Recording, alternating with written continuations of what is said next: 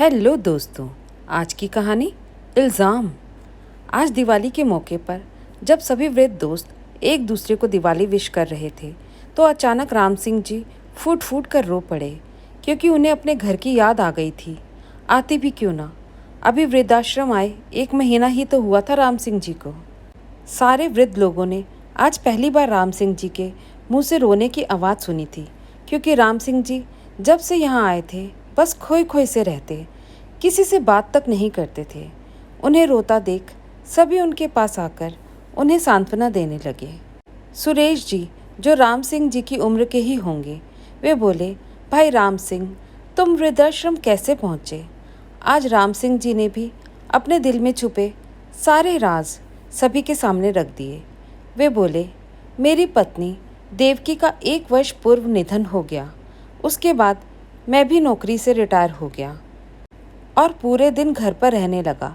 एक दिन मेरी बहू ने मुझे 300 रुपये दिए और बोली, दूध और सब्जी ले आओ।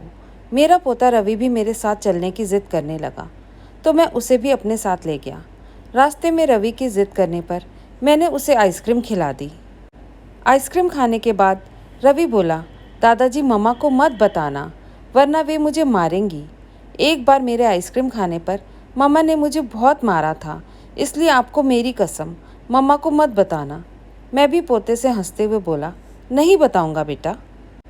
तेरा दादा तुझे क्या एक आइसक्रीम नहीं दिलवा सकता? दूध और सब्जियां लेकर हम घर पहुंचे और बचे हुए पैसे मैंने वापस बहू कामिनी को दे दिए। थोड़ी देर बाद कामिनी चिल्ला कर बोली, पापा जी, इसमें से 30 रुपये कहाँ गए? रवि की वजह से मैं चुप रहा। फिर कामिनी बोली, पापा जी, आपको शर्म नहीं आती इस उम्र में चोरी करते हुए? उसने तुरंत बेटे नीरज को फ़ोन किया और बोली, अब तो तुम्हारे पापा चोरी भी करने लगे हैं। नीरज, मैं तो तुम्हें पहले भी कहती थी कि कभी किचन में लड्डू के डब्बे में से लड्डू गायब हो जाते हैं तो कभी पैसे। मुझे इन पर पहले से ही शक था, जो आज यकीन में साबित हो चुका है। बस तुम अभी के अभी घर आओ और इन्हें वृद्धाश्रम में रखाओ, वरना इनकी संगत में मेरा बेटा रवि भी इनके ही जैसा हो जाएगा। यह सब सुनते ही रवि डर गया और वह बोला, मम्मा, दादाजी ने कुछ नहीं किया है।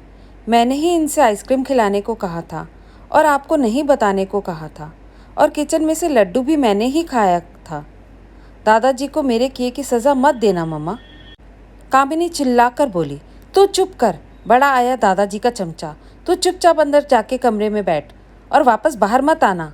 सच्चाई जानने के बाद भी कामिनी पर कोई फ़र्क न पड़ा और नीरज के घर आते ही उसने हंगामा मचा दिया कि मुझे कल ही वृद्धाश्रम छोड़ जाए, वरना मैं उसके बेटे रवि को बिगाड़ दूंगा।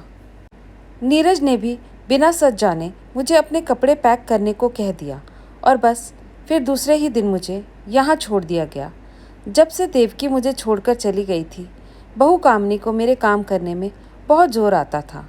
यह बात मैं जानता था, मगर यह नहीं जानता था कि वह मुझे घर से निकालने के लिए मुझ पर चोरी जैसा घिनौना इल्ज़ाम लगा देगी। आज मुझे मेरे पोते रवि की बहुत याद आ रही है। हम दोनों ऐसे ही हर दिवाली साथ में मनाते थे। रवि और मैं मिलकर फुलझड़ी और पटाखे जलाते थे। उनकी यह दुख भरी कहानी सुनकर सारे वृद्ध लोग रो पड़े। धन्यवाद दोस्तों। कैसी लगी आपको आज की ये कहानी? पसंद आई तो लाइक और शेयर ज़रूर करिएगा, और नए हैं तो चैनल को सब्सक्राइब करना बिल्कुल भी मत भूलिए।